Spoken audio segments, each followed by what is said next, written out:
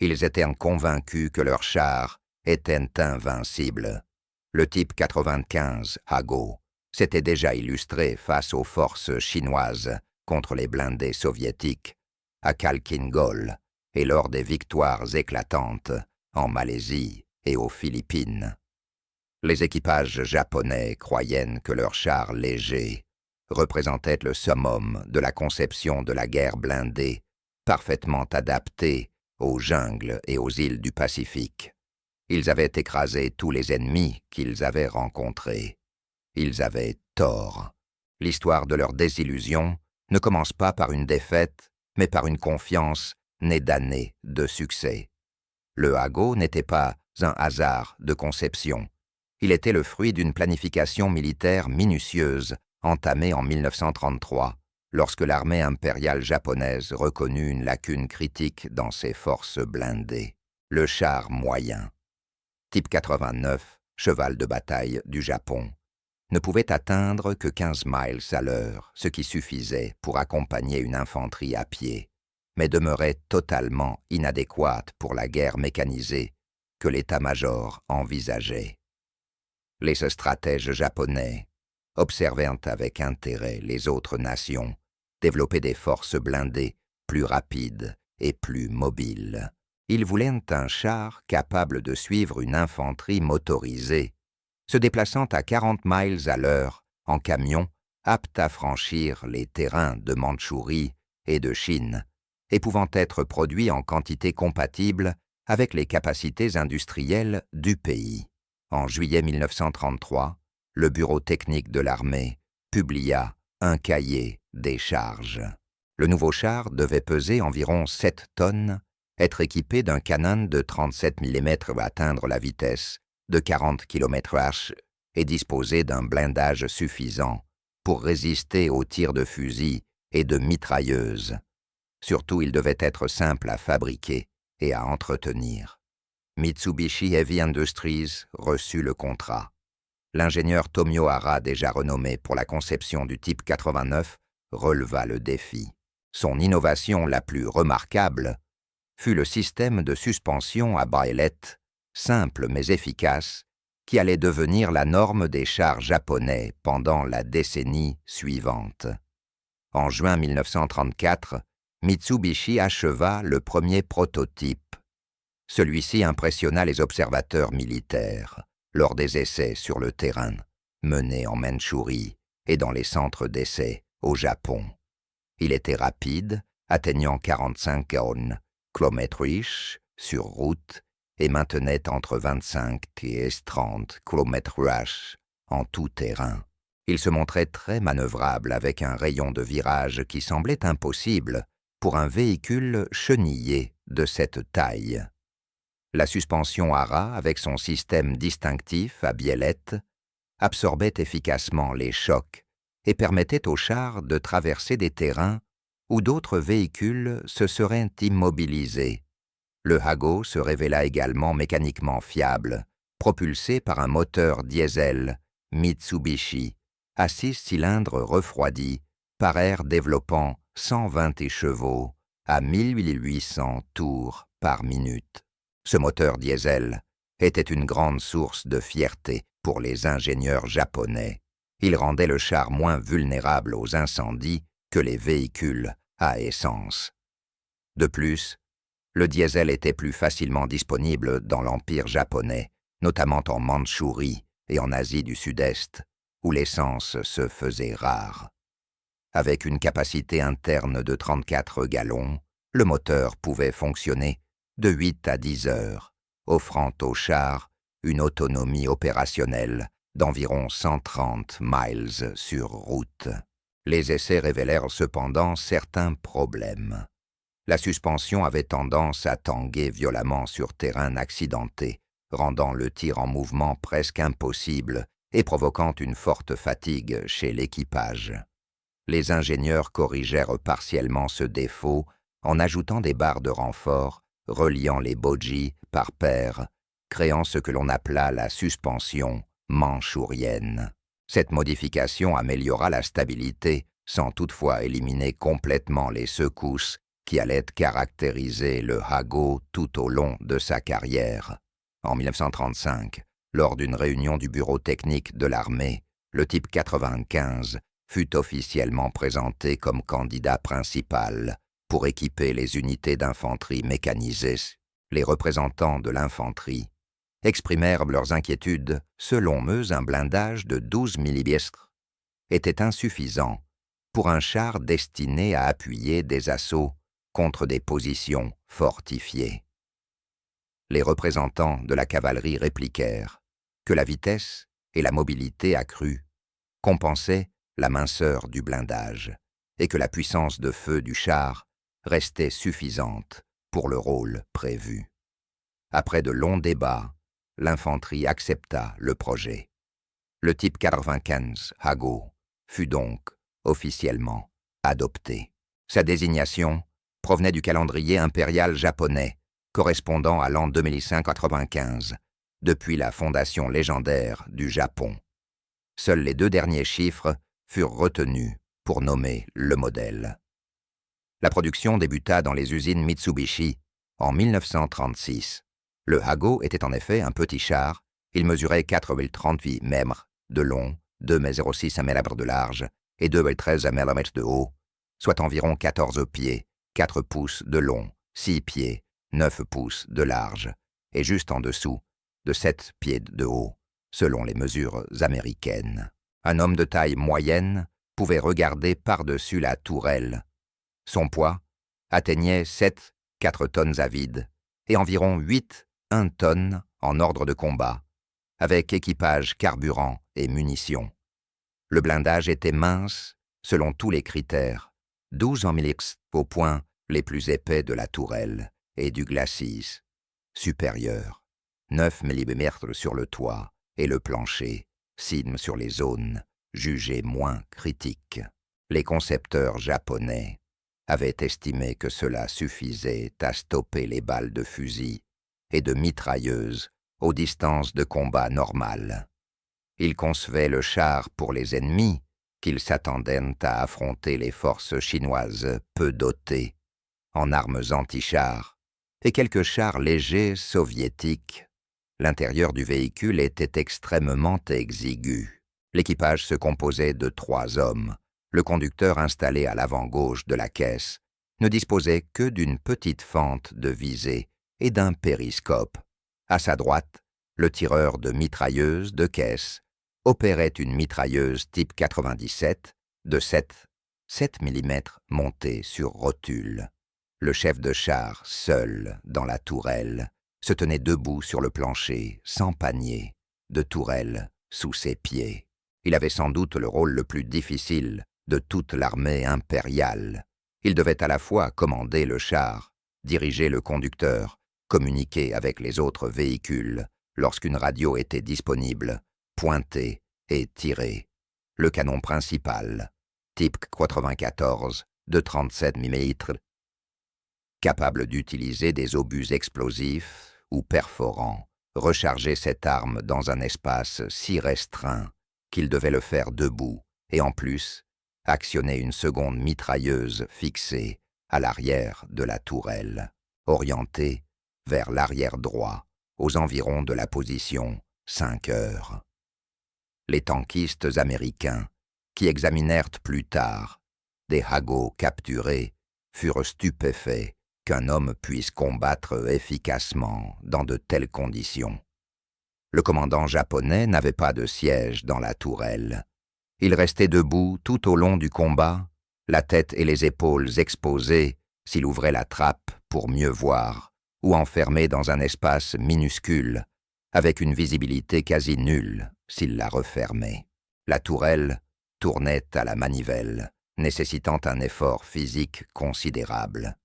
Il y avait à peine assez de place pour bouger encore moins, pour se battre efficacement. Pourtant, dans le rôle prévu et contre les adversaires pour lesquels il avait été conçu, le Hago se montra performant, très performant même. Le char connut son premier engagement majeur en Chine, à partir de 1937, contre des forces presque dépourvues de blindés et d'armes anti-chars.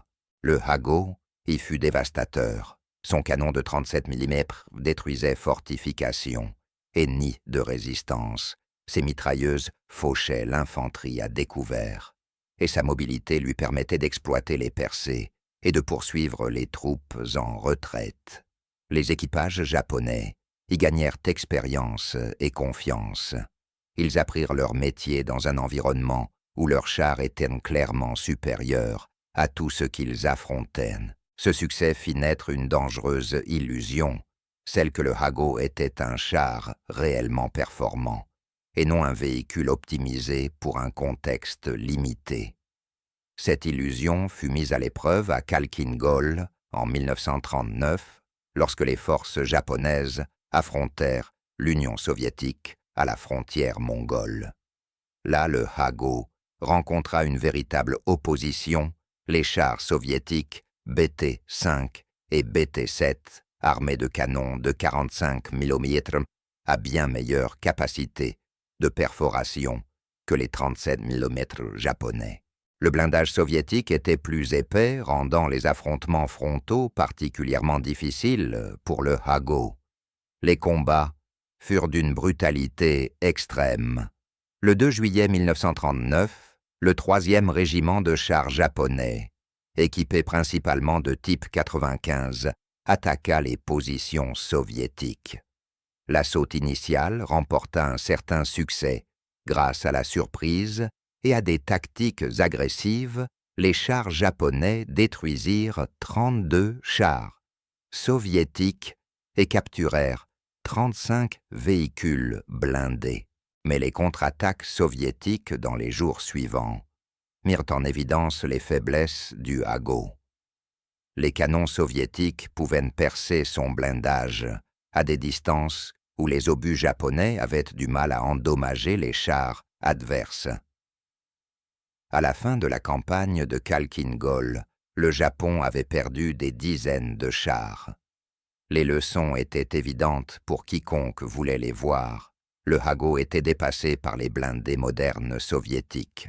Sa protection mince et son canon, relativement faible, ne convenaient pas au combat de char à char contre un adversaire de même niveau technologique. Pourtant, ces leçons ne furent pas pleinement retenues. Le commandement militaire japonais préféra se concentrer sur l'amélioration des tactiques et de l'entraînement des équipages, plutôt que sur une refonte fondamentale de ses forces blindées. La guerre en Chine se poursuivit, et là, le Hago demeurait efficace. Lorsque la guerre éclata dans tout le Pacifique, en décembre 1941, les unités de chars japonaises remportèrent des succès remarquables en Malaisie. Les Hago progressèrent à travers des terrains que les commandants britanniques considéraient comme impraticables pour les blindés. Ils traversèrent des plantations d'EVAs et des pistes de jungle soutenant l'avancée rapide des forces japonaises vers Singapour. Les forces britanniques, n'ayant déployé que très peu de blindés en Malaisie, furent totalement prises au dépourvu face à cette menace mobile. Aux Philippines, les Hago débarquèrent avec les troupes d'invasion et appuyèrent l'infanterie japonaise. Le 22 décembre 1941, au nord de Damortis, les types 95 affrontèrent des chars légers américains M3 Stuart, ce qui fut enregistré comme le premier combat de chars impliquant les forces américaines dans le Pacifique. Les deux types de chars étaient armés de canons de 37 mm, mais le M3 bénéficiait d'un meilleur blindage, atteignant 32 mm sur les flancs de la tourelle, contre seulement 12 mm pour le Hago. Cependant, à courte distance dans les combats de jungle, les Japonais remportèrent un succès initial, détruisant un M3 au cours du premier engagement. Ces victoires précoces renforcèrent la confiance japonaise. À leurs yeux, le Hago remplissait parfaitement son rôle mobile, fiable et efficace dans l'appui des opérations d'infanterie sur des terrains variés. Les équipages avaient en foi en leurs machines, Les commandants faisaient confiance à leur blindage, et lorsque vint l'ordre de défendre Saipan, personne ne remit en question leur adéquation au combat. Mais Saipan était différente des batailles précédentes. Située dans l'archipel des Mariannes, l'île revêtait une importance stratégique majeure. Elle se trouvait à seulement 1250 miles de Tokyo. Si les Américains s'en emparaient, leurs bombardiers B-29 seraient à portée directe des îles japonaises. Les dirigeants de l'Empire en étaient parfaitement conscients. Ils fortifièrent Saipan avec environ 30 000 soldats, soit presque le double de ce qu'avaient estimé les services de renseignement américains. Parmi les défenseurs figurait le 9e régiment de chars, commandé par le colonel Takashi Goto. Ce régiment disposait de 44 chars, un mélange de type 95 Hago et de type 97 Chiha, légèrement plus grands. Les Chiha étaient le mieux armés, avec un canon de 57 mm, mais partageaient le même blindage mince qui caractérisait la conception japonaise. Par les standards du Pacifique, cette force constituait une unité blindée, importante, la plus imposante que les Américains aient rencontrée jusqu'alors. L'assaut américain débuta le 15 juin 1944. Le vice-amiral Richmond Kelly Turner ordonna le débarquement des troupes à 05h42. À 07h00, les péniches de débarquement approchaient des plages. À 08h40, la première vague toucha le rivage. Les 2e et 4e divisions de Marines débarquèrent sur les plages occidentales de Saipan, sous un feu nourri d'artillerie et de mortiers japonais, postés sur les hauteurs dominant les zones de débarquement. Les Marines avancèrent à l'intérieur de l'île, face à une résistance acharnée. À la tombée de la nuit du 15 juin, 20 000 soldats américains de combat étaient à terre. Le matériel et les approvisionnements affluaient sur les plages. Parmi eux se trouvaient des chars moyens M4 Sherman, débarqués depuis des navires OLST et progressant pour soutenir l'infanterie. Les Marines avaient établi une tête de pont, mais celle-ci restait précaire. L'artillerie japonaise pouvait encore atteindre les plages et les contre-attaques se poursuivirent tout au long de la nuit. Le 16 juin, les Marines consolidèrent leur position et commencèrent à progresser vers l'intérieur de l'île. La 2e division de Marines s'efforçait de combler les brèches dans la ligne, tandis que la 4e division nettoyait les zones autour des points de terrain essentiels. Le général Holland Smith, commandant la force d'assaut, engagea ses réserves en faisant débarquer des éléments de la 27e division d'infanterie afin de renforcer la tête de pont. Le lieutenant-général Yoshitsugu Saito, commandant les forces japonaises à Saipan, comprit alors la gravité de la situation. Si les Américains parvenaient à consolider leur tête de pont et à débarquer toute leur puissance de combat, il serait impossible de les repousser. Ils devaient frapper avant qu'ils ne soient pleinement préparés. Saito donna donc l'ordre d'une contre-attaque majeure, mobilisant les atouts les plus puissants de l'île, l'infanterie du 130e régiment et les chars du 9e régiment blindé. L'ordre d'attaque était précis. L'infanterie devait attaquer les positions américaines autour de l'aérodrome de Karan-Kanoa, tandis que les chars devaient avancer au sud-ouest de la colline Sanskpan-4-6, se mettant en mouvement une fois l'assaut de l'infanterie déclenché.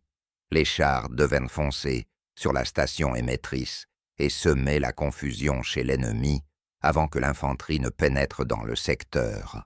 C'était un plan ambitieux, exigeant une coordination étroite entre blindés et fantassins dans une attaque de nuit à travers un terrain difficile. Le colonel Goto rassembla ses équipages de chars. On procéda aux dernières vérifications de maintenance. Les équipes chargèrent les munitions obus de 37 mm pour les Hago, de 57 mm pour les Chiha, remplirent les réservoirs, vérifièrent la tension des chenilles, testèrent les radios sur les rares chars qui en étaient équipés. Les équipages étaient confiants. Beaucoup avaient déjà combattu en Chine ou dans d'autres campagnes du Pacifique. Ils faisaient confiance à leurs machines et à leurs tactiques. Dans l'obscurité précédant l'aube du 10 juin, la colonne de chars japonaise se mit en route. Les moteurs diesel toussèrent en s'allumant leur bruit caractéristique, résonnant dans le silence de la nuit. Les chenilles crissèrent, tandis que les chars se mettaient en formation et amorçaient leur progression vers les lignes américaines.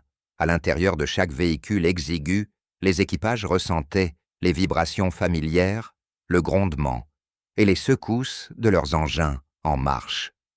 Les commandants debout dans leurs tourelles scrutaient les ténèbres et coordonnaient les mouvements à l'aide de signaux visuels. Les Américains, eux, les entendirent venir. Les sentinelles des marines en périphérie signalèrent le bruit des moteurs venant du nord. Les officiers crièrent des ordres. Les hommes saisirent leurs armes et gagnèrent leur position de défense.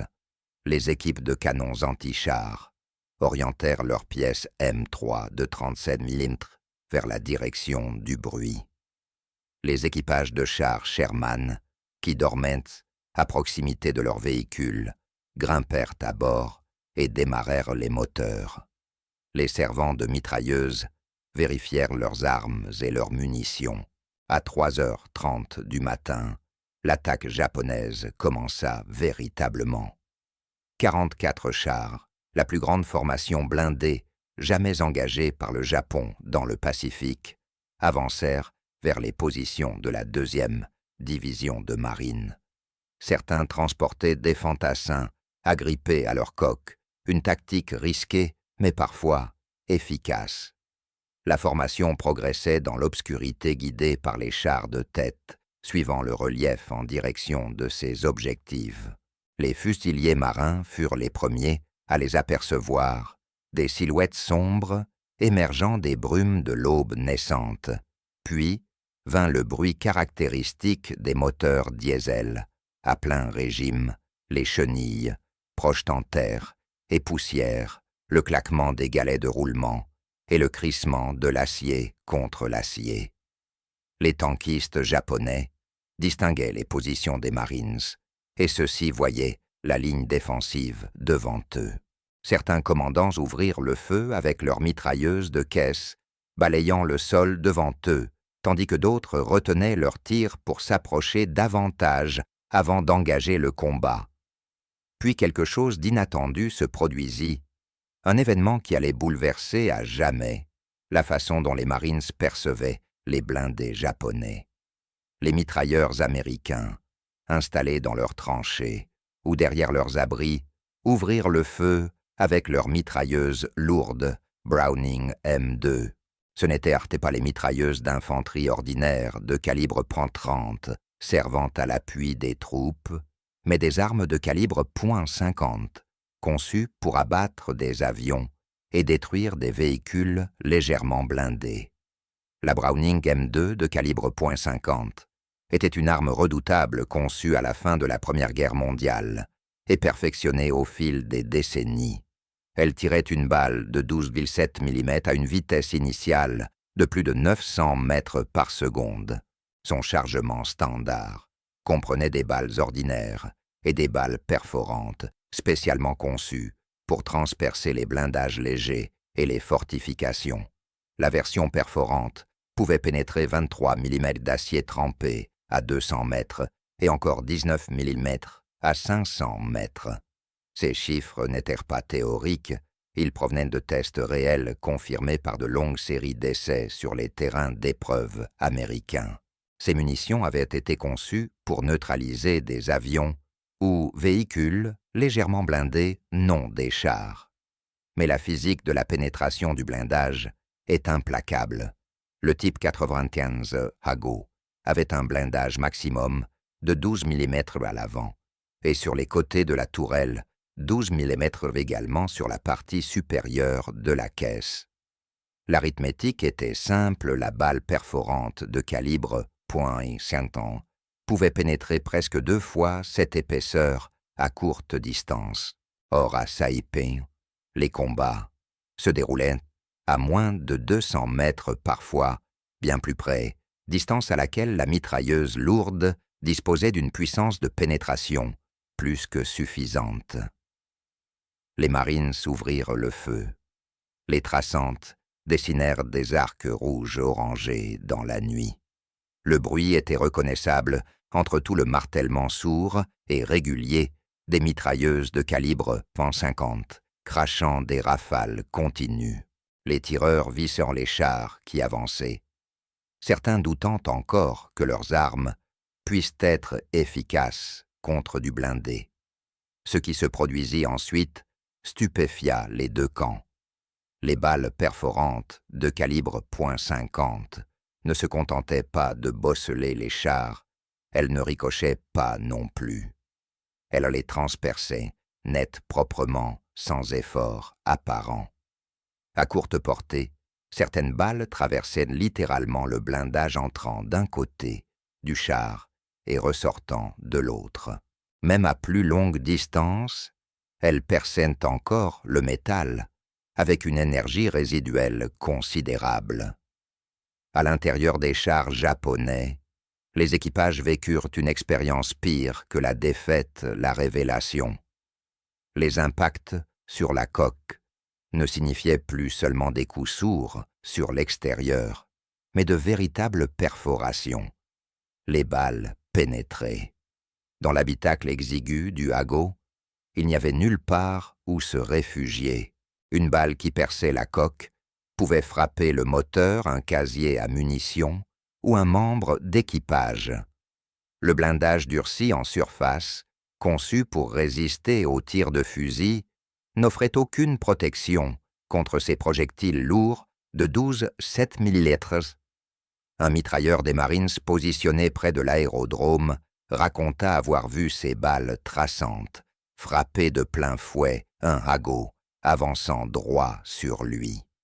Les impacts scintillaient à travers les fentes de visée et les trappes. Le char continua quelques secondes, puis ralentit, s'immobilisa.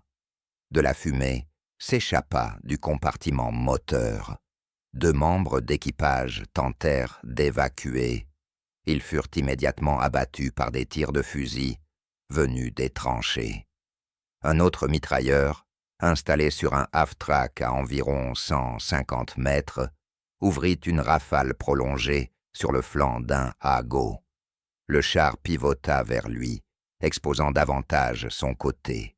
Le tireur continua à tirer son chargeur, alimentant la bande suivante. Il vit le commandant du char s'affaisser dans la tourelle, puis tomber. La balle avait traversé le blindage mince, frappé l'homme, et ressorti de l'autre côté. Le commandant ne sut jamais ce qui l'avait tué. Un 3e marine, derrière une mitrailleuse lourde, en position fixe, engagea plusieurs chars successifs. Il visa le compartiment moteur d'un Hago à l'arrière, là où se trouvaient les grilles de refroidissement. Ces balles perforèrent le blindage de 6 mm qui couvrait le moteur. Les cylindres éventrés par les impacts se bloquèrent. Le moteur cala et le char s'immobilisa, devenant une cible parfaite. L'équipage abandonna le char courant vers les lignes japonaises sous une pluie de tirs d'armes légères. Les tankistes japonais, ayant survécu à l'assaut initial, ne comprenaient pas ce qui se passait. Ils s'étaient entraînés pendant des années. Ils avaient combattu en Chine, où les armes ennemies ricochaient sans effet sur leur blindage. Ils avaient affronté les fusils anti-chars soviétiques à Khalkhin Gol et s'en étaient sortis. Leurs chars étaient censés les protéger. C'était là le principe fondamental de la guerre blindée. Le blindage devait préserver la vie de l'équipage pendant qu'il engageait l'ennemi avec une puissance de feu supérieure, mais les mitrailleuses américaines perçaient leur blindage. Pas des canons anti-chars de gros calibre, pas de l'artillerie, pas même les puissants canons de 75 mm des chars Sherman, qu'ils voyaient se mettre en position de simples mitrailleuses, des armes d'appui d'infanterie montées sur des jeeps des half-track et présentes sur presque tous les véhicules de l'arsenal américain. Cette découverte fut dévastatrice. Si des mitrailleuses pouvaient transpercer leurs chars, quelle chance leur restait-il? Un officier japonais capturé plus tard, après que son char eût été immobilisé, raconta aux interrogateurs américains que sa première pensée avait été que les Américains avaient développé une nouvelle arme secrète, une sorte de munition ou de canon spécial ressemblant à une mitrailleuse ordinaire, mais tirant des projectiles exotiques. Il ne pouvait tout simplement pas admettre qu'une mitrailleuse lourde conventionnelle puisse vaincre un char. Durant toute son expérience de combat de l'entraînement en Mandchourie, aux batailles, en Chine, les tirs d'armes légères avaient toujours été inoffensifs contre le blindage, les balles faisaient du bruit, mais ne pénétraient pas. La Browning M2 toutefois appartenait à une toute autre catégorie. Avec ses balles perforantes, elle possédait l'énergie et la puissance nécessaires pour percer un blindage de 12 mm à n'importe quelle distance où un mitrailleur pouvait viser avec précision. Et les Marines s'en disposaient partout, c'était une arme standard dans toute l'armée américaine. Alors que l'assaut japonais s'effondrait sous ce feu inattendu, les chars Sherman avancèrent pour engager le combat. Le contraste était saisissant. Le Hago pesait 7,4 tonnes, tandis que le M4A2 Sherman, la version utilisée par les Marines à Saipan, atteignait 31,8 tonnes. Là où le Hago possédait un blindage de 12 mm, le Sherman en arborait 51 mm à l'avant de la caisse, incliné à 56 degrés, offrant une protection équivalente à environ 61 mm contre les tirs anti-chars. Son canon principal de 65 mm pouvait percer le blindage du Hago à plus d'1 mile de distance. Lorsque les Sherman ouvrirent le feu, l'issue du combat ne faisait aucun doute. Les obus perforants de 75 mm frappèrent les Hago et les Chiha, avec des effets dévastateurs. Des chars furent pulvérisés, des tourelles arrachées, les munitions explosèrent à l'intérieur des compartiments. Les chars japonais, qui ripostèrent, découvrirent que leurs obus de 37 mm ou de 57 mm étaient totalement inefficaces contre le blindage frontal du Sherman. Les projectiles ricochaient ou laissèrent à peine des bosses sans pénétrer.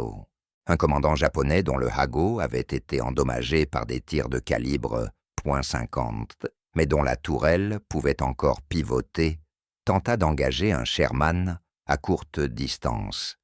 Il ordonna à son tireur d'ouvrir le feu. Le canon de 37 mm lança un obus perforant qui frappa la tourelle du Sherman. Un éclat lumineux suivit l'impact, mais le Sherman ne ralentit même pas. Sa tourelle continua de tourner avec précision, Mécanique visa sa cible et tira un seul obus de 75 mm. Le Hago explosa.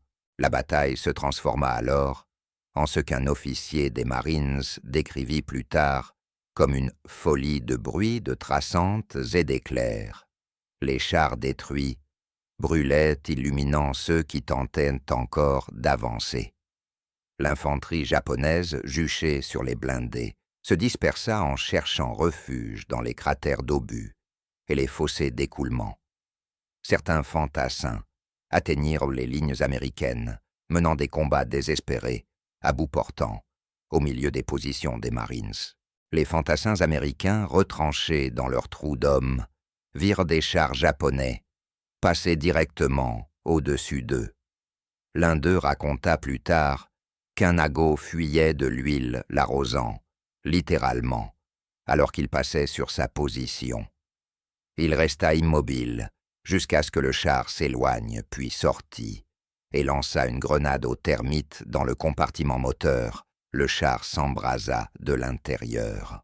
Un autre marine, couché dans son trou, pendant qu'un char passait au-dessus, bondit aussitôt qu'il l'eut dépassé et coinça une bûche de cocotier entre les galets du train de roulement.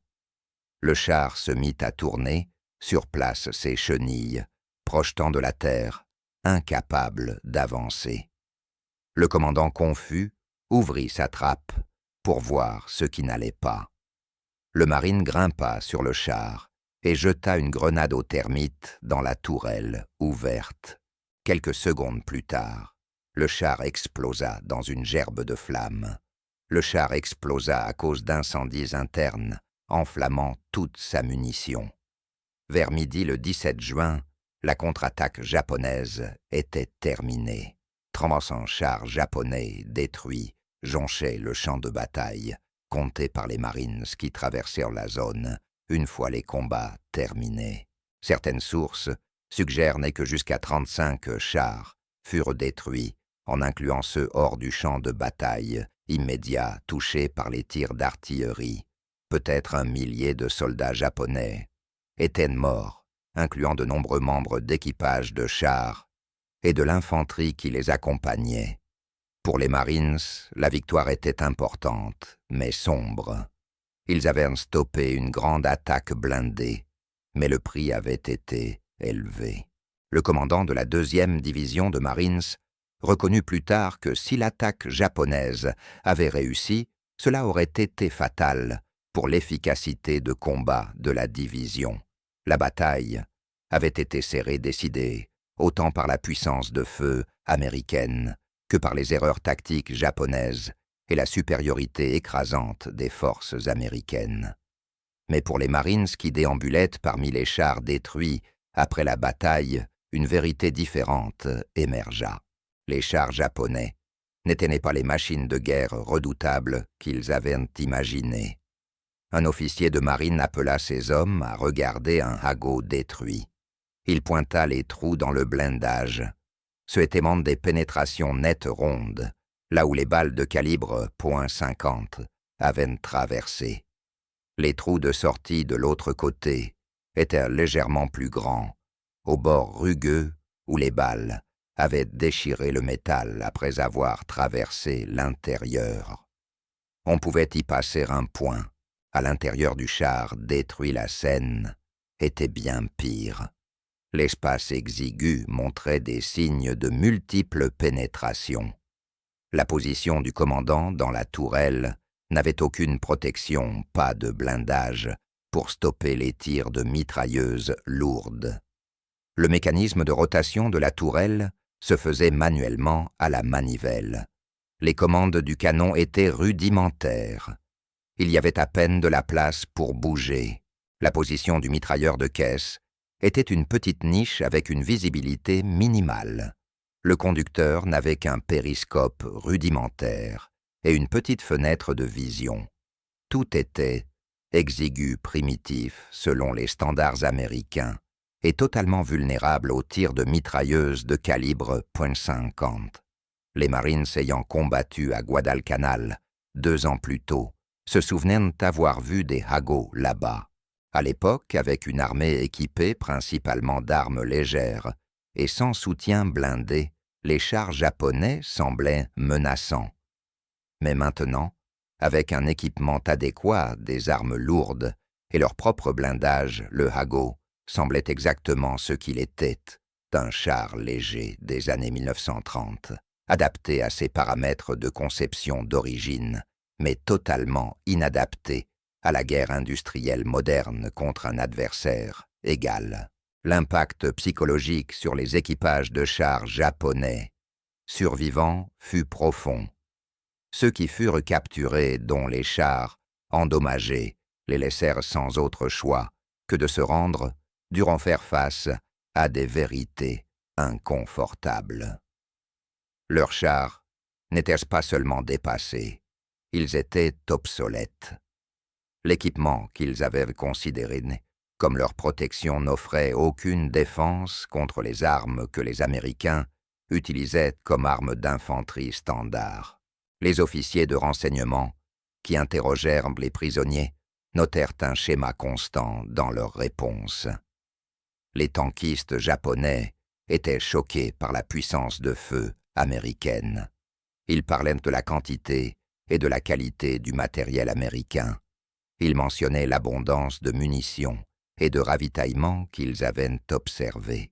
Beaucoup exprimèrent un sentiment de trahison, estimant que leurs dirigeants les avaient envoyés au combat avec un équipement inadéquat tout en leur affirmant qu'ils étaient technologiquement à égalité.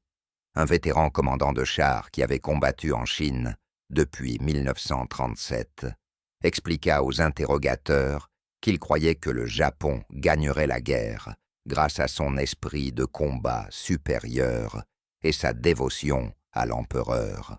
Après Saipan, après avoir vu son char pénétré par des tirs de mitrailleuses, après avoir vu les Shermans américains ignorer les tirs anti-chars japonais, il comprit que l'esprit ne pouvait pas surmonter les désavantages matériels.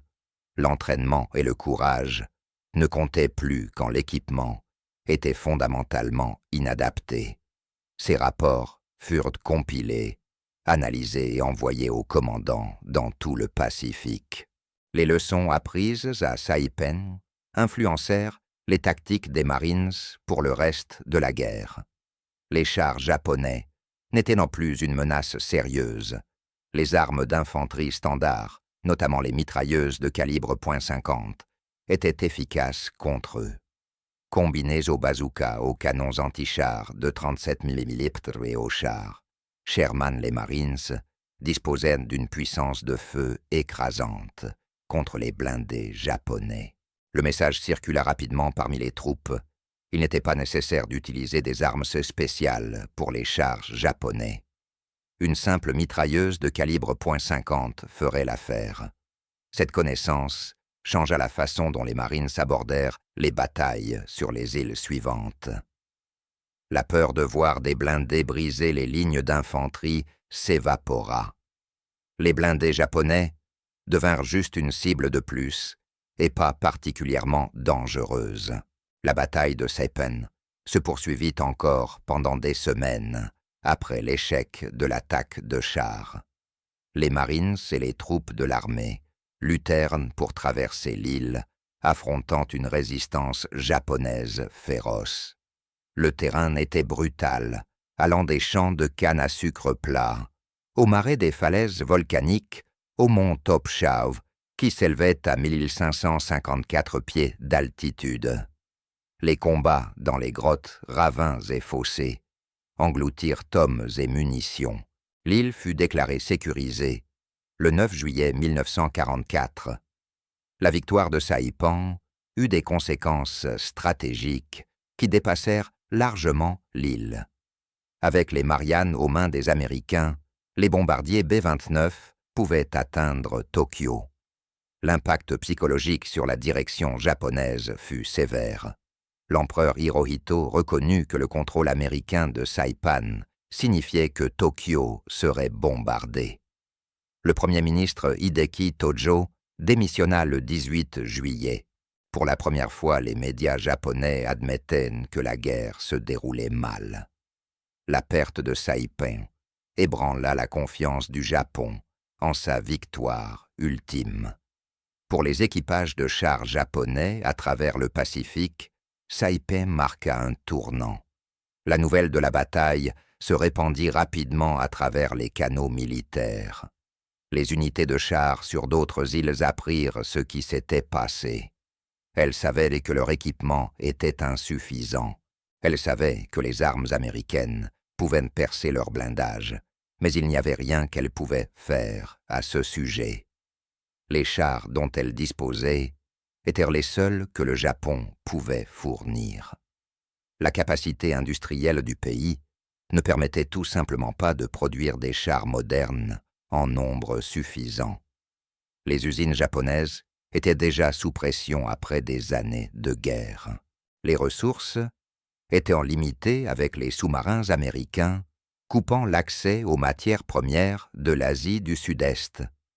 Les priorités stratégiques se concentraient sur la production d'avions pour les attaques kamikazes et d'artillerie de défense côtière pour l'invasion anticipée des îles japonaises.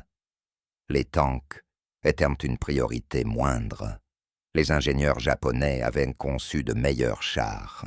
Le Type 3, Shinu équipé d'un canon de 75 mm Maison, et le Type 4, Chito, avec des armements encore plus lourds. Mais ces modèles n'étaient que des prototypes et des productions en petite série. Seulement 166 Chinu furent construits pendant toute la guerre. Aucun des deux Chito ne vit le combat. Ils furent réservés à la défense du Japon lui-même, jamais envoyés sur les champs de bataille insulaires où ils auraient pu faire la différence.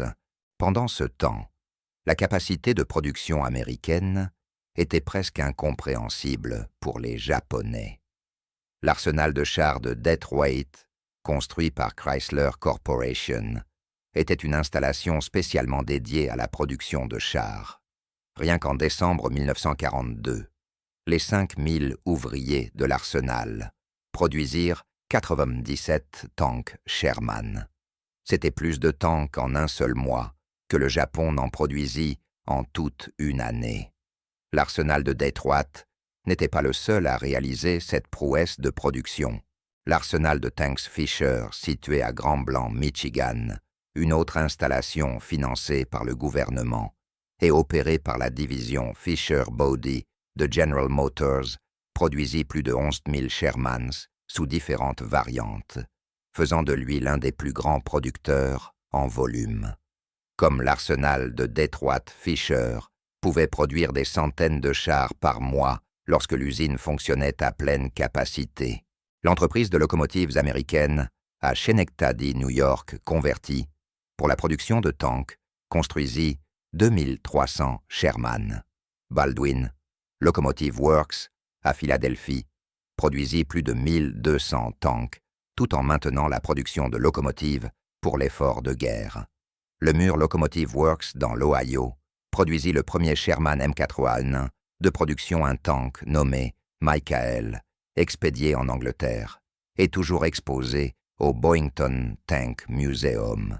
Le Mur produisit 1655 tanks, avant de retourner à la production de locomotives à plein temps.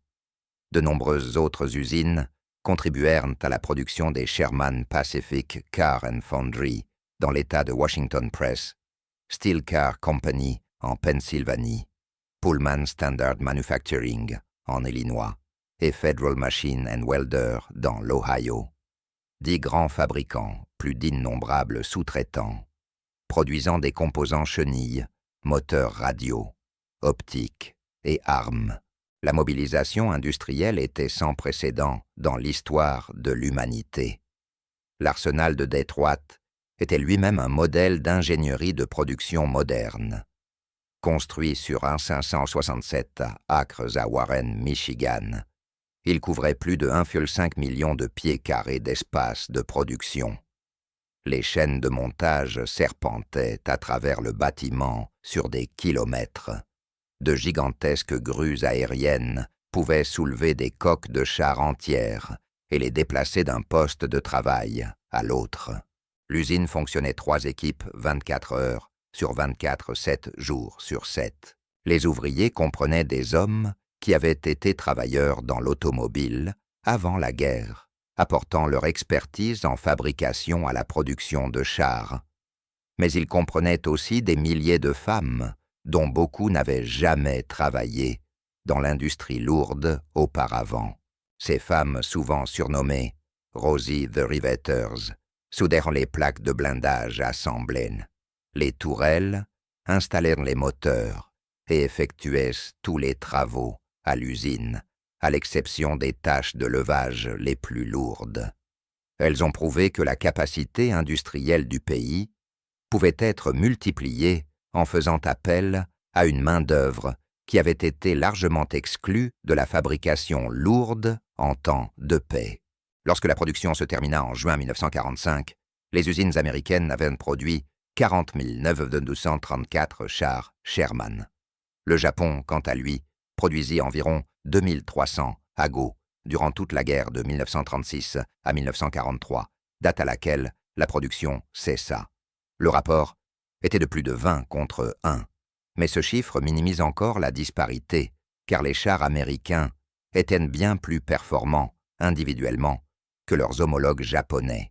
Les chars Sherman pesaient entre 30 et 35 tonnes, selon les variantes.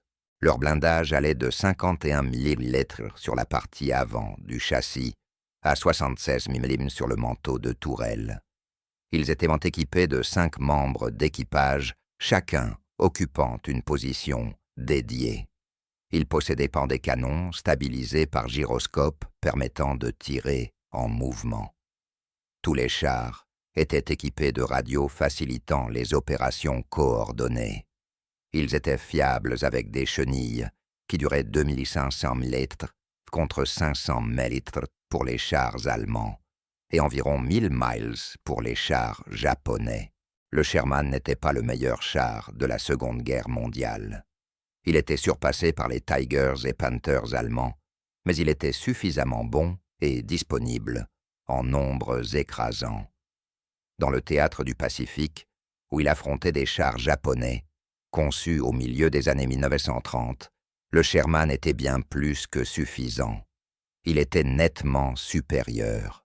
Pour les équipages de chars japonais, sur les îles suivantes, le schéma établi à Saipan se répéta à Tinian. En juillet 1944, 7 Type 95 furent détruits lors de contre-attaques contre les positions des Marines. À Pelou, en septembre 1944, les chars japonais furent creusés dans des grottes et utilisés comme des points d'appui statiques, reconnaissant qu'ils n'avaient aucune chance dans la guerre mobile. En février 1945, le régiment de chars du colonel Techinishi, le 26e, enterra ses chars dans les cendres volcaniques jusqu'aux tourelles, les utilisant comme des bunkers blindés, car les chars offraient plus de protection lorsqu'ils étaient stationnaires que lorsqu'ils se déplaçaient. Même utilisés comme position défensive statique, les chars restaient vulnérables. Les mitrailleuses de calibre .50 pouvaient encore percer leur blindage de tourelles. Les chars lance-flammes pouvaient diriger du napalm dans les trappes ouvertes et les fenêtres de vision cuisant les équipages vivants à l'intérieur de leurs cercueils d'acier. Les bazookas pouvaient pénétrer le blindage mince sous n'importe quel angle. Le Hago, autrefois symbole de la puissance blindée japonaise, était devenu un piège mortel pour ses équipages. À Okinawa, la dernière grande bataille de la guerre dans le Pacifique, les Japonais engagèrent le 27e régiment de chars pour la défense.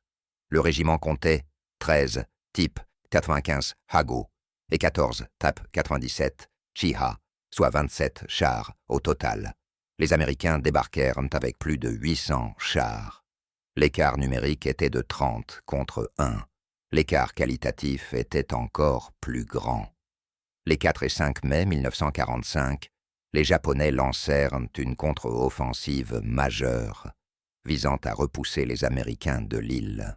Des unités de chars furent engagées pour soutenir l'assaut de l'infanterie.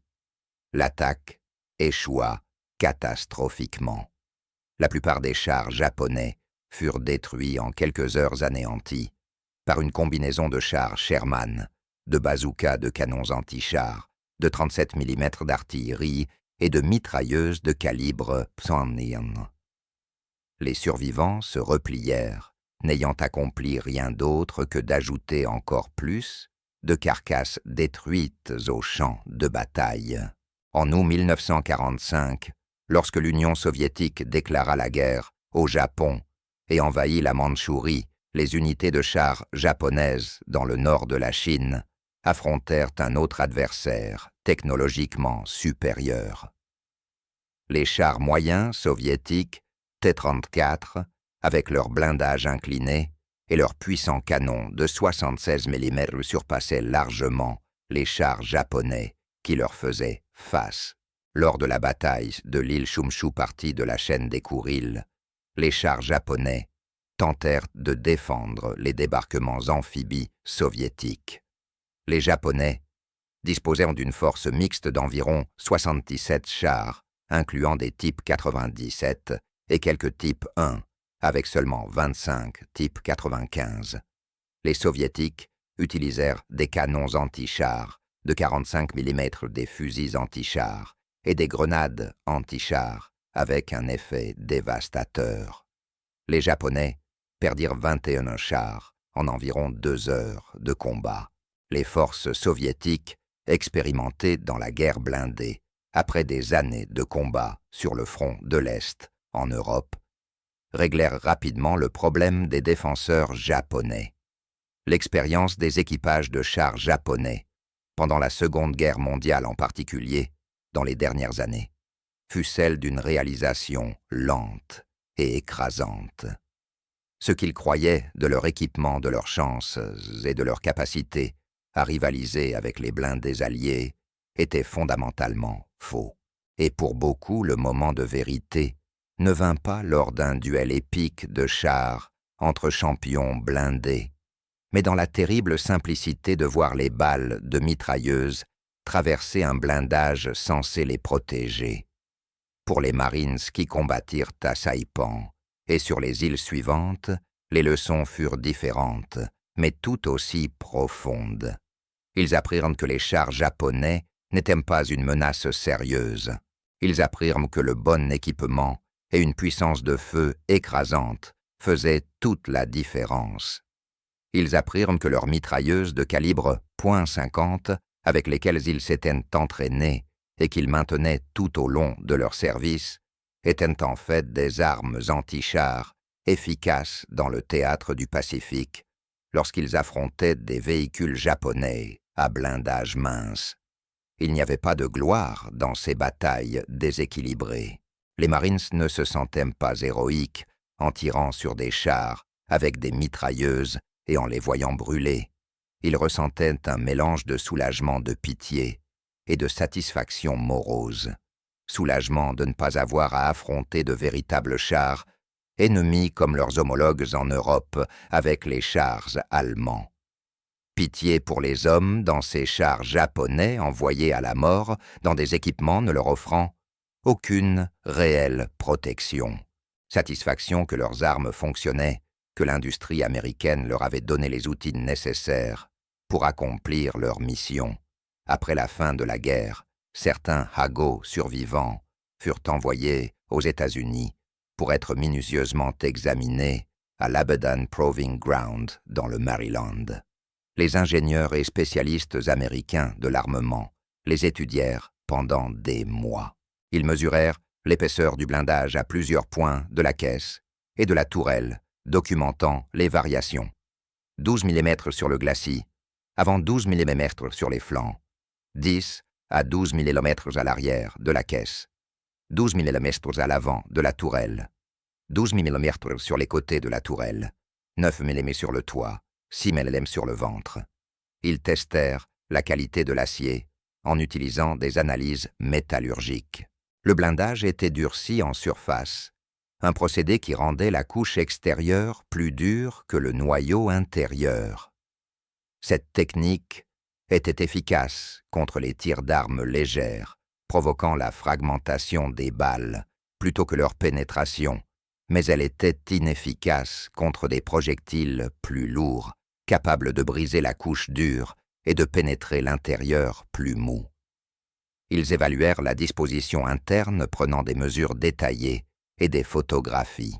Le compartiment de combat offrait à peine 50 pieds cubes d'espace pour le commandant. Celui-ci devait rester constamment debout, sans siège, ni position, pour se reposer. Le diamètre de l'anneau de tourelle était de seulement 1200 mm, ce qui laissait un espace minimal pour qu'un homme travaille, tout en opérant les armes, chargeant les munitions et commandant le char. Les positions de l'équipage étaient si exiguës qu'elles frôlaient la claustrophobie. Le conducteur avait un espace d'environ 60 cm de large sur 90-100 mètres de profondeur.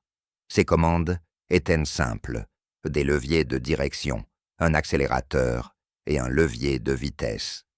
Sa vision venait d'un petit périscope blindé et d'une petite fenêtre de vision directe qu'il pouvait ouvrir en dehors des combats.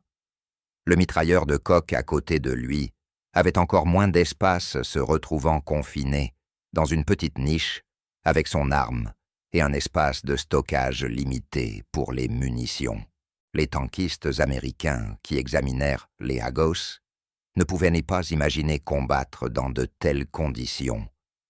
Comparativement, les équipages des Sherman bénéficiaient d'un compartiment de combat offrant plus de 150 pieds cubes d'espace de travail. Chaque membre d'équipage avait une position définie avec un siège approprié. Le commandant disposait d'une coupole avec des blocs de vision tout autour. Le tireur avait un viseur télescopique et une commande de rotation de tourelles motorisée.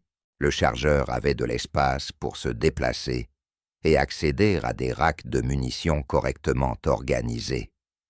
Le conducteur et l'assistant conducteur, appelés également mitrailleurs, avant dans la nomenclature américaine, avaient suffisamment d'espace et de dispositifs de vision.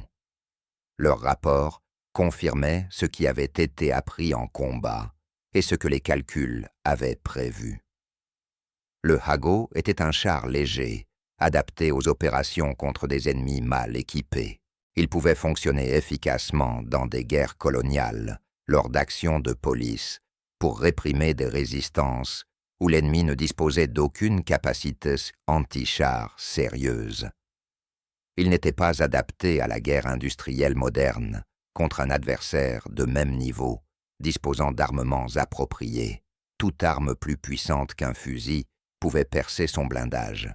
Les balles perforantes de calibre 50 ne se contentèrent pas de pénétrer.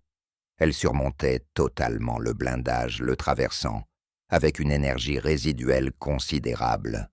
La disposition interne était si exiguë qu'elle devenait activement dangereuse même sans le feu ennemi.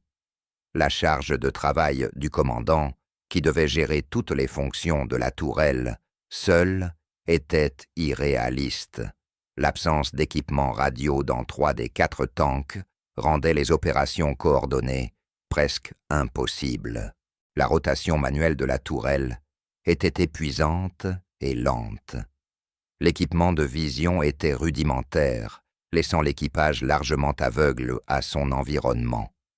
Chaque aspect de la conception reflétait les contraintes auxquelles le Japon était confronté, une capacité industrielle limitée, une pénurie de ressources et une philosophie de conception ancrée dans des expériences contre des adversaires inférieurs. La comparaison avec les chars américains révéla toute l'étendue des différences dans la philosophie de conception. Là où le Hago était exigu, le Sherman était relativement spacieux, offrant suffisamment de place pour que les membres d'équipage puissent se déplacer, changer de position si nécessaire, et travailler efficacement, même pendant de longues opérations de combat. Là où le Hago avait un blindage mince, vulnérable aux tirs de mitrailleuses à courte portée, le Sherman résistait aux canons anti-chars dédiés à des distances de combat. Son blindage frontal de 51 mm incliné à 56 degrés offrait une protection équivalente à environ 75 mm contre les projectiles anti-chars. Là où le Hago avait un seul homme à la tourelle, exécutant plusieurs tâches simultanées, le Sherman avait 3 hommes dans la tourelle. Le commandant pouvait se concentrer sur le commandement, utilisant sa coupole avec 6 blocs de vision pour maintenir la conscience de la situation et diriger l'équipage. Le tireur se concentrait exclusivement sur la visée et le tir du canon principal, utilisant un viseur télescopique avec magnification et un système de rotation motorisé permettant de faire pivoter la tourelle rapidement et en douceur. Le chargeur se concentrait sur le maintien d'un taux de tir élevé, tirant les obus des racks organisés et les chargeant efficacement. Le canon de 75 mm du Sherman avait une vitesse initiale d'environ 2400 pieds par seconde, avec des munitions standards, ce qui lui conférait une pénétration efficace contre la plupart des cibles qu'il rencontrerait dans le Pacifique. Le canon était stabilisé sur l'axe vertical, permettant un tir raisonnablement précis, même pendant que le char se déplaçait, une capacité que le Hago n'avait absolument pas. Le Sherman transportait 97 obus de 61 mm dans des racks protégés. Le blindage du Argo était durci en surface, une technique qui rendait la couche extérieure plus dure que le noyau interne. Cette méthode était efficace contre les tirs d'armes légères, entraînant la fragmentation des balles au lieu de leur pénétration. Mais elle était totalement inefficace contre des projectiles plus gros, capables de briser cette couche dure et de pénétrer le noyau plus mou. Les ingénieurs ont évalué la disposition interne du char, prenant des mesures détaillées et des photographies. Le compartiment de combat offrait à peine 50 pieds cubes d'espace pour le commandant, qui devait constamment se tenir debout sans siège et sans possibilité de se reposer. Le diamètre de la tourelle était de seulement 1200 mm, laissant très peu d'espace pour un homme pour travailler tout en opérant les armes, chargeant les munitions et commandant le char. La position du conducteur était exiguë, mesurant environ 60 cm de large et 90 cm de profondeur. Il disposait d'un simple contrôle composé de leviers de direction, d'un accélérateur et d'un levier de vitesse. Sa vision provenait d'un petit périscope blindé et d'un petit port de vision qui pouvait être ouvert lorsqu'il n'était pas en combat. Le mitrailleur de la caisse, situé à côté de lui, avait encore moins d'espace, se retrouvant coincé dans une petite niche, avec son arme et un espace limité pour ses munitions. Les tankistes américains qui ont examiné les Hagos capturés ne pouvaient pas imaginer combattre dans de telles conditions. Les équipages des Shermans, comparés aux équipages des Hagos, bénéficiaient d'un compartiment de combat offrant plus de 150 pieds cubes d'espace de travail. Chaque membre d'équipage avait une position bien définie avec un siège. Le commandant pouvait utiliser sa coupole avec 6 blocs de vision pour maintenir une vue d'ensemble et diriger l'équipage. Le tireur avait un viseur télescopique et un système motorisé de rotation de la tourelle. Le chargeur pouvait se déplacer et accéder à des racks de munitions organisés. Le conducteur et l'assistant conducteur avaient un espace suffisant et des équipements de vision. Leur rapport confirmait ce qui avait été appris lors des combats et ce que les calculs avaient prévu. Le Hago était un char léger conçu pour des opérations contre des ennemis mal équipés. Il pouvait être efficace dans des guerres coloniales, des actions de police et pour réprimer des résistances où l'ennemi ne disposait pas de capacités anti-chars sérieuses. Cependant, il n'était pas adapté à la guerre industrielle moderne contre un adversaire de même niveau disposant de bonnes armes. Tout projectile plus puissant qu'un fusil pouvait percer son blindage. Les balles perforantes de calibre 50 ne se contentaient pas de pénétrer son blindage. Elles le surmontaient complètement, le traversant avec énergie à revendre. L'aménagement interne du Argo était exigu, au point de devenir activement dangereux, même sans le feu ennemi. La charge de travail du commandant, qui devait gérer toutes les fonctions de la tourelle, seule, était irréaliste. L'absence d'équipement radio dans 3 des 4 tanks rendait les opérations coordonnées presque impossibles. La rotation manuelle de la tourelle était fatigante et lente. L'équipement de vision était rudimentaire, laissant l'équipage largement aveugle à son environnement. Chaque aspect de la conception du Argo reflétait les contraintes auxquelles le Japon était confronté, une capacité industrielle limitée, une pénurie de ressources et une philosophie de conception issue d'expériences contre des adversaires moins bien équipés. Comparé aux tanks américains, le Hago dévoilait l'ampleur des différences dans les philosophies de conception. Là où le Hago était exigu, le Sherman était relativement spacieux, offrant assez de place pour que les membres de l'équipage se déplacent, changent de position si nécessaire, et travaillent efficacement, même pendant des opérations prolongées.